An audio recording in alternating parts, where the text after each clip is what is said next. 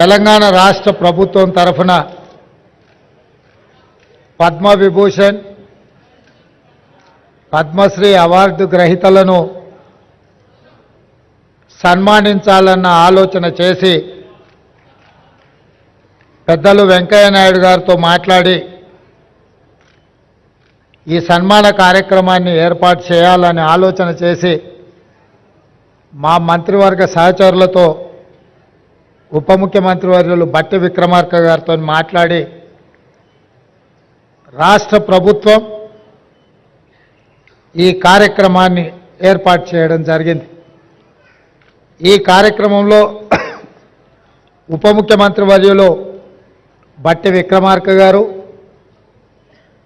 R&B and cinematography మంత్రివర్యులు కోమటిరెడ్డి వెంకటరెడ్డి గారు, revenue శాఖ మంత్రివర్యులు పొంగులేటి శ్రీనివాసరెడ్డి గారు, సభాధ్యక్షులు జూపల్లి కృష్ణారావు గారు ఈ కార్యక్రమంలో ముఖ్య అతిథులుగా పాల్గొని పద్మ విభూషణ్ అవార్డు గ్రహీతలు తెలుగు ప్రజలు తెలుగు మాట్లాడే భాషా ప్రాంతాలలోనే కాదు, ఢిల్లీకి వెళ్ళినప్పుడు ఏ అవసరం ఉన్నా ఎవరినైనా కలిసి తమ మనసులో మాట చెప్పుకోవాలన్నా నిలువెత్తు తెలుగు విగ్రహం ముప్పవరపు వెంకయ్య నాయుడు గారిని ఈ సందర్భంగా రాష్ట్ర ప్రభుత్వం సన్మానం చేయడం అనేది మనల్ని మనమే సన్మానం చేసుకోవడం అంత గొప్ప కార్యక్రమం. అదేవిధంగా మీ అందరి అభిమాన నాయకుడు, గొప్ప నటుడు, పున్నమి నాగు సినిమాలో నటనలో a commitment ఉండేనో Uyyalawada Narasimha Reddy cinema సందర్భంగా చేసిన నటనలో అదే కమిట్మెంట్.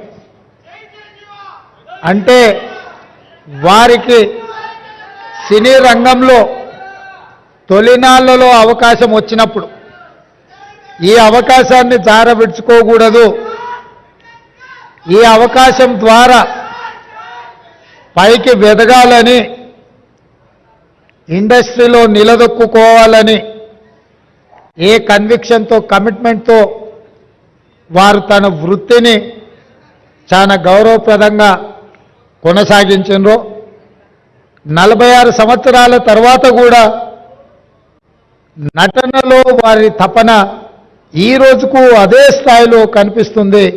వారే మిత్రుడు చిరంజీవి గారు. నేను చాలామంది నటులు నాకు చాలామంది తెలుసు, ఎందుకంటే చాలా సంవత్సరాల నుంచి ఈ ప్రాంతంలోనే ఉండడం వల్ల 2 సినిమాలు 3 సినిమాలు హిట్ కాగానే ఇంకా వాళ్ళంత గొప్ప నటులు లేరని, వాళ్ళకెవరు పోటీకి రారని భావిస్తుంటారు.